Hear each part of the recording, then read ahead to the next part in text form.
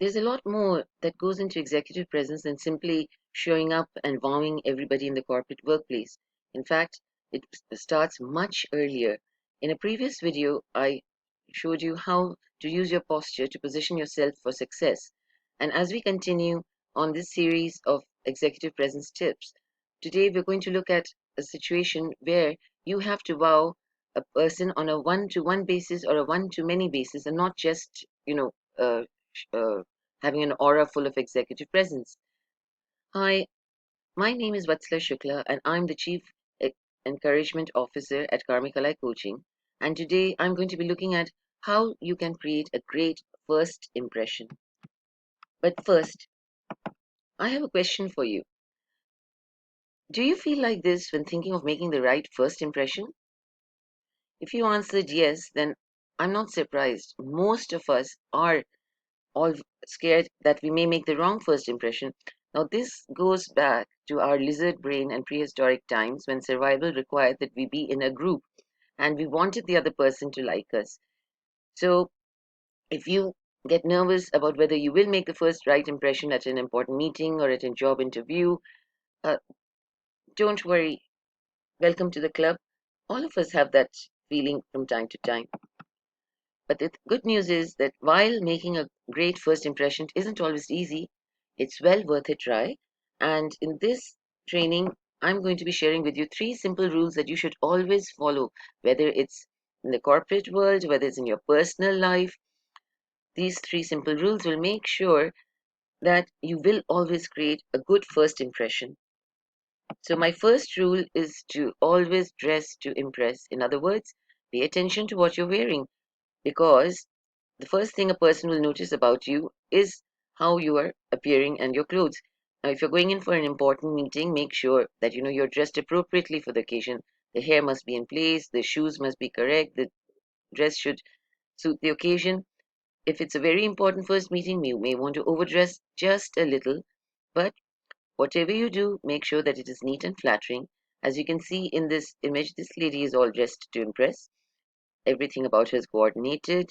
The only thing I would say for her is that if she was smiling a little instead of looking so ambivalent, perhaps she'd make an even better first impression. So the bonus tip is have a gentle smile. And of course, you can always let your personality shine after you've made that great first impression. The second rule, which is a very important one, is to be on time. In other words, be punctual, because that makes you look prepared and reliable. And in fact, a lot of people get very irritated when others are late for meetings. I remember when I was working in the corporate world, you could actually tell if the interviewer or the senior for a meeting was irritated or not, depending on how whether you sauntered in late for the meeting or whether you were actually seen ready to go into the meeting. And in today's day and age, that also works for your online conference meetings. So be prepared and make sure you get there on time or even a little early, because even if the other person is casual and relaxed about timing, it'll still make you look good and it'll still give a very good first impression that yes, this person is serious. And then the third rule, which I'm sure you have heard even as a child, is to always think before you speak.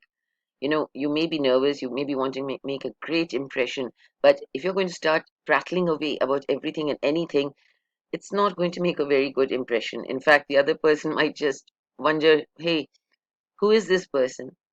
And also, if you don't think before you talk, it's very easy to put your foot in your mouth, and it's not a good feeling, and definitely it ruins that first impression. And this is important even when you're having discussions with your boss or in a meeting where you're supposed to be making a contribution and adding value to the team. Always think first and then formulate your thoughts and put it across. Same holds when you're there in a job interview or an interview for a senior position, because it shows that you are reflecting and then giving a solid answer. Now, if you want more quick win actions, then you'd like to have a look at this particular ebook of mine, where we're actually going to assess your strengths against the three pillars of executive presence. I'll be showing you two ways to showcase your gravitas, a wow factor, and also again how to use your body to convey confidence and subtly hint that your it factor. The link to this ebook is given below this video.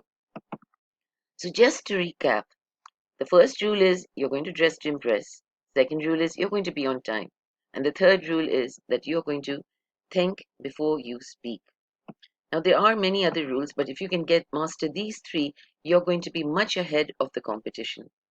And in fact, I've got a little homework for you.